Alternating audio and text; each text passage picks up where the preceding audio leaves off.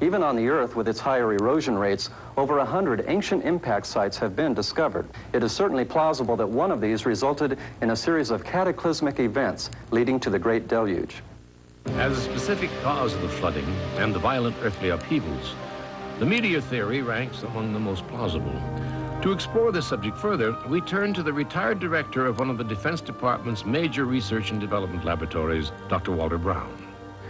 We can see on our planet 17 very strange features which can now be systematically explained as a result of a cataclysmic global flood whose waters erupted from subterranean chambers with an energy release exceeding the explosion of 10 billion hydrogen bombs.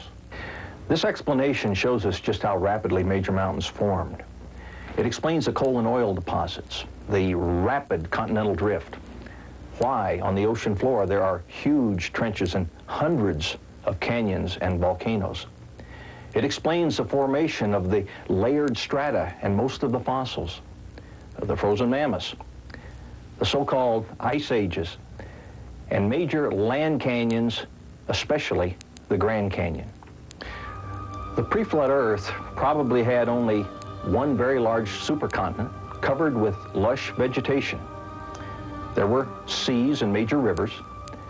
The mountains were smaller than today's, but perhaps 9,000 feet high.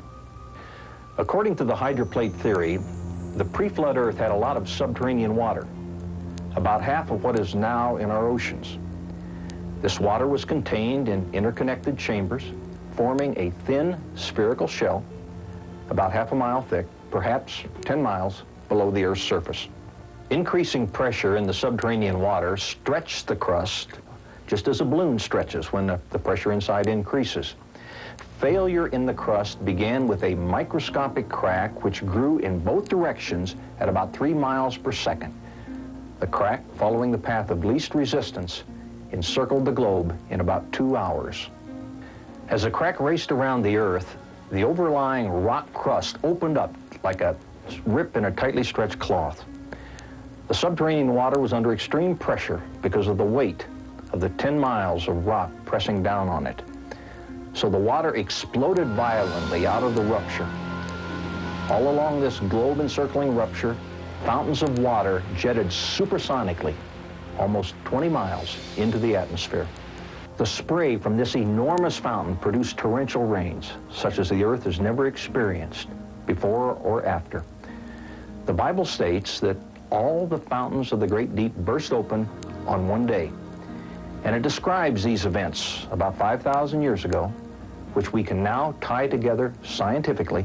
Some of the water jetting high above the cold stratosphere froze into supercooled ice crystals and produced some massive ice dumps, burying, suffocating, and instantly freezing many animals, including the frozen mammoths of Siberia and Alaska.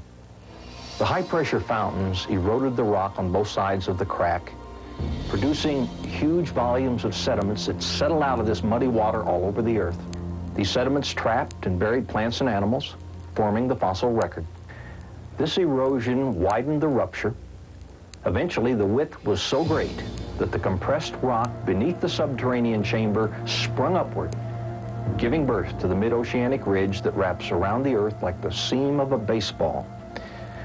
The continental plates, the hydroplates, still with lubricating water beneath them, slid downhill away from the rising mid-Atlantic ridge.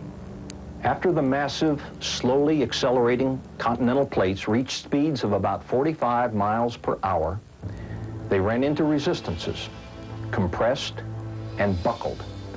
The portions of the hydroplate that buckled down formed ocean trenches. Those that buckled upward formed mountains. This is why the major mountain chains are parallel to the oceanic ridges from which they slid. The hydroplates, in sliding away from the oceanic ridges, opened up very deep ocean basins into which the floodwaters retreated. On the continents, each bowl-shaped depression or basin was naturally left brimful of water, producing many post-flood lakes.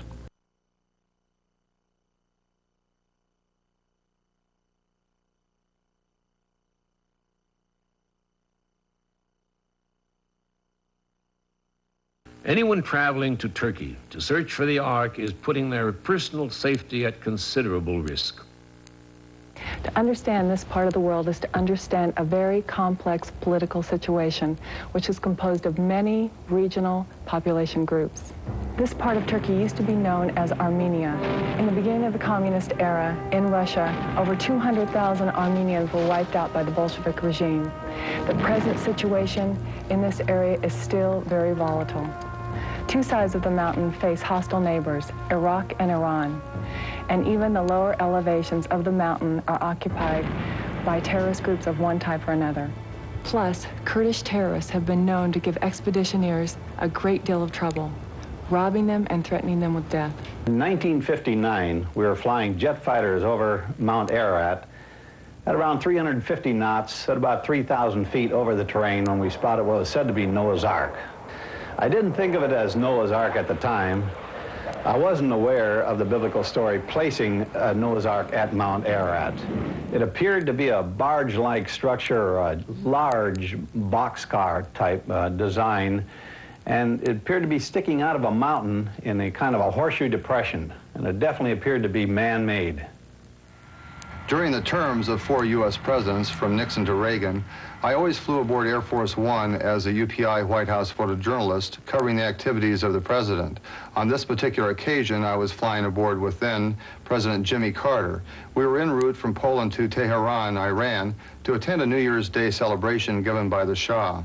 During the flight while we were over eastern Turkey, our attention was called to the window. It was a dramatic moment as Soviet MiG fighter jets were escorting us wing on wing. At the same time, someone told us if we would look down, we would see Noah's Ark. I looked. There, maybe halfway up the rugged mountain, was a large dark boat, clearly visible. It was partially covered with snow or ice. I'm convinced, based upon what I saw there, it was Noah's Ark. From the air and from the ground, there is, in fact, a growing body of photographic evidence. Pictures which claim to document a large man-made structure high on Mount Ararat. Ray Anderson, a retired aerospace engineer, has climbed Mount Ararat on 3 occasions and has analyzed photographic enhancements of what he believes is Noah's Ark.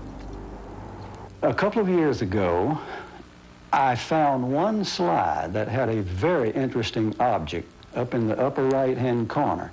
In 1943, another serviceman stationed in the Middle East was Ed Davis. Like Ed Bailing, Mr. Davis was befriended by a young man, a civilian who worked for him over there, named Abbas Abbas. He returned a favor by taking him up to see Noah's Ark on Mount Ararat. At that particular time, you couldn't see the Ark. When you got where you could see it, he would come back and get me. A couple of months later, he come back. He said, "We can see it, let's go." We were all tied together, about 20 feet apart with a big rope.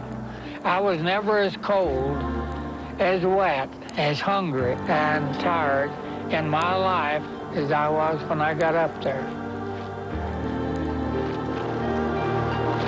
He was trying to show me the Ark. When I was standing, it looked like a big piece of blue rock. There are things mentioned in the Bible like Babylon, the ruins of Babylon, just like the Bible says. And today you can go there and visit the ruins of Babylon. The Bible says it would never be rebuilt again, ever. Nebuchadnezzar built Babylon. It was destroyed. God said, because of your sin, I'll destroy it, never be rebuilt again. And who tried just 10 years ago to rebuild Babylon? Saddam Hussein. Where is he now? He's in jail. Babylon will never be rebuilt again, ever. You may get a commercial Babylon, a place where there's going to be commerce, but the city of Babylon will never be rebuilt again. Lachish Ostraka pottery mentions the story of what happened at Lachish, just like in the Bible. The rations of Jehoiakim, he was a king in Israel, and this is his stone tablet, and it describes how Nebuchadnezzar went to Israel and made a slave out of him, and made a slave out of the king, and he set up Jehoiakim as the ruler. Jehoiakim rebelled against the king of Babylon. So the Babylonian king went down there, took him off the throne, made a slave prisoner out of him, and he set up another king. Just like the Bible says. Here's a nicer picture of the Cyrus cylinder. At the end